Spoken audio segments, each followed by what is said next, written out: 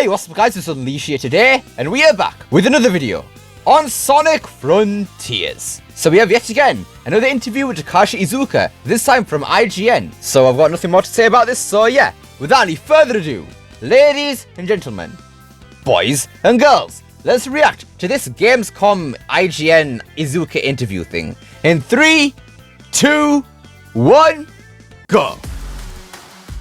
Gamescom. Let's go. This here Frontiers music is definitely not. What's up, everyone? Mitchell Saltzman here at Gamescom 2022 inside the Sega booth with the man Takashi Iizuka, the producer Let's of go. the Sonic series. How are you doing? Hi. That does answer the question. Alright, okay. One of the things that we got to play here at Gamescom was the second island of Sonic Frontiers. I believe it's called Ares. Can you walk us through what's happening on this island and how it's set apart from Kronos Island? So yeah, on the first island, Kronos, Sonic fights with a lot of enemies he's never seen before, and he runs into this mysterious girl, Sage. So after fighting all these enemies and kind of revealing some of the mysteries of the island, and I can't say exactly everything about what happens, but he kind of resolves the issues on that first island and goes to the second island, Ares. The second island is a desert island. It has lots of canyons and lots of other desert-like features. And it's there that Sonic finds Knuckles has been imprisoned. Now, Knuckles was not part of their group when they were traveling out to the Starfall Islands. So Sonic really is wondering why even Knuckles is here in the first place. And what Sonic needs to do on the second island is really figure out what he needs to do to help Knuckles and to free Knuckles, and figure out some of the more mysteries on the second island.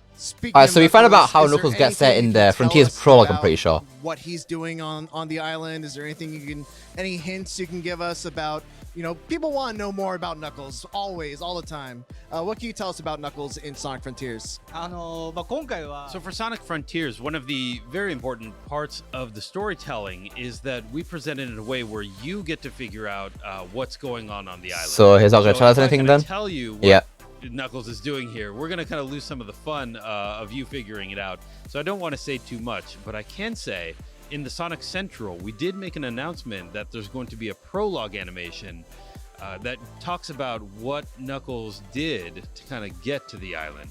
So do look forward to that. It should be a fun piece. Yep, as I said earlier. I wonder when the Frontiers prologue is actually going to release. Is it going to be this month or maybe next month? It can't be November, obviously, because that's when Frontiers comes out. As a character, and this is kind of, the most exposure that I've had to this character. What can you tell us about her role in Sonic Frontiers' story? Is she an antagonist? Is she something else? What's her deal? Sage you meet on Kronos Island, and she looks very mysterious. She's kind of up there, she's floating around, she's got this very strange look going on, and she's constantly trying to get Sonic off the island. But why exactly she's doing that, and it even seems like she's controlling the enemies.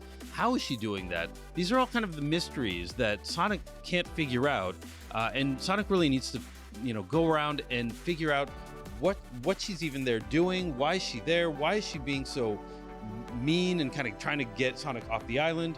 These are all the questions that Sonic has, and you as the players, you're playing the game, you're gonna kind of... So is he not going to tell us anything? Or what she's doing there, why she's trying to get Sonic off the island, and I think along with Sonic, you'll kind of understand more about Sage's... Alright, yeah, he's not telling us anything about Another thing Sage. on the island that we've seen are these little creatures called Cocos.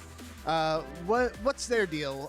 Do they have a role in the story, and would there happen to be some sort of garden that you can... Yeah, there's no Coco garden, like trust Coco me, garden? trust me, Michael. Coco do look a lot like Chow. I hear a lot of people saying that, but I want to make clear that they are not Chow.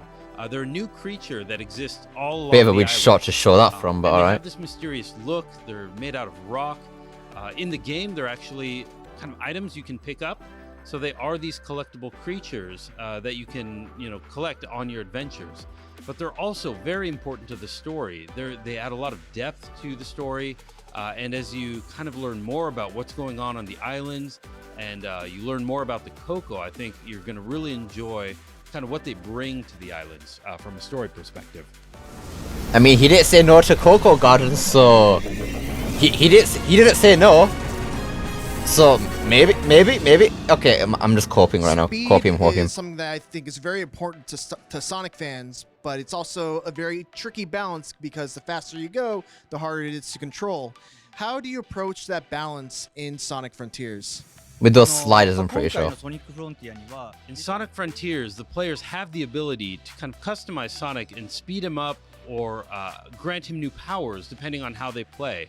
So just like the Coco, if you do collect them, you can return the Coco and actually speed up or power up Sonic in lots of different ways. The same way with the enemies, as you're defeating enemies, they're going to drop items that you can use later to power up Sonic. As you're playing the game, you can kind of choose to power up Sonic how you like, but also as you're playing the game, you're also increasing your own skills and you're increasing Sonic's speed at the same time. So kind of as you get better at the game, Sonic also goes faster, which allows this nice balance of you progressing your own skills while Sonic is speeding up. So you kind of get to do all these new dynamic and speedy techniques because you're better and Sonic is faster. That's where the balance comes from. So since you guys revealed Sonic Frontiers, you revealed the gameplay of Sonic Frontiers, I think there's been a lot of different feedback kind of going both ways. How do you react to that feedback, and especially this late into development, do you take into consideration? Is it something that you just kind of have to push through with the rest of the team and just make the game that you want to make? How do you react to fan feedback while you're in development? So yeah, we did have some information coming out, kind of slowly in the beginning, which maybe got a lot of people Yeah, we know how slow that was. Yeah. to figure out on their own what was going on, or maybe they were assuming things that weren't necessarily correct. So that may have led a couple people astray. Is just the amount of information that they were getting wasn't enough. We weren't getting anything. Fully We were not getting any understand, information. situation. But we do hear a lot of comments and a lot of feedback as we're developing the game. But we also do a lot of play testing with consumers, getting gamers into the room and having them play the game and get their comments, not only on what's bad, which maybe needs to be fixed or polished or improved, but also on what's good, of things that we can really expand upon and bring more to the game because people really enjoy it. So I know people are maybe a little bit concerned that there wasn't enough time or concerned about the quality of the game. But in a lot of the playtesting we did, we found a lot of improvements for the title, and we were playtesting quite a lot. So we feel confident in the quality of the game we're releasing. All right, well, Iizuka-san, thank you so much for your time. That is Sonic Frontiers. And for more Gamescom 2022, keep it here on IGN. And that's it. All right then. So that was really that interesting of an interview. Not gonna lie. I mean, we already knew pretty much all of that stuff. I mean, we know about Knuckles, and we know that we're gonna learn more about him in the prologue. And then he didn't say anything on stage like at all.